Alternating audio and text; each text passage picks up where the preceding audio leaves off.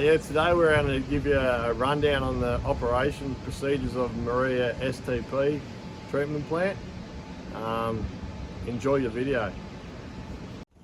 After it leaves the residential houses, it runs through a network of pipework, sewer pump stations and manholes and ends up at the sewer treatment plant. This here right now is the inlet, so all these stations rock up and get pumped into the inlet works of the treatment plant. After it's pumped into the head of the treatment works, it runs through a canal system to slow the speed of the sewer down, so it doesn't enter the plant in all one big slug of sewage. This is the sewage that comes into the treatment plant usually, so that colour. It's 98.9% water. The rest is sort of solids and bits and pieces that go out in the bathroom. Here are some of the inorganic matter that comes through the treatment plant. Then we've got a set of screens that screen all your rags and stuff that doesn't sort of break down through the plant.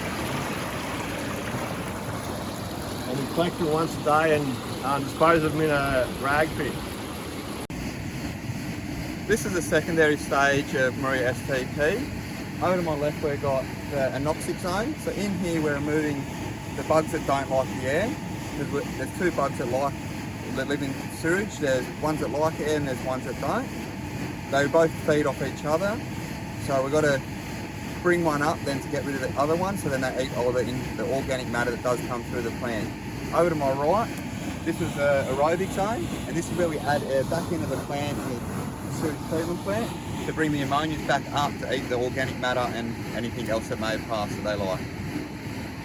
Behind me, as you can see, this is the sludge level that we're trying to reduce and let the bugs feed off. This is part of the organic matter, and this is what it looks like once it's settled.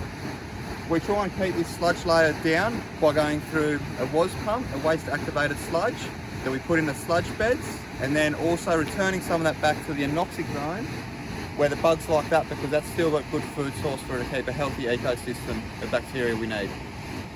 This is the first stage of tertiary treatment.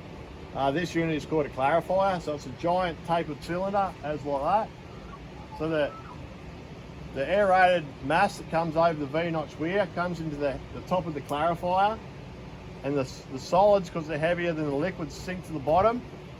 The clear floats to the top and flows over the top of the weir and runs through a UV system and a bell mouth tank that runs into the tertiary pond. This is the tertiary treatment pond here.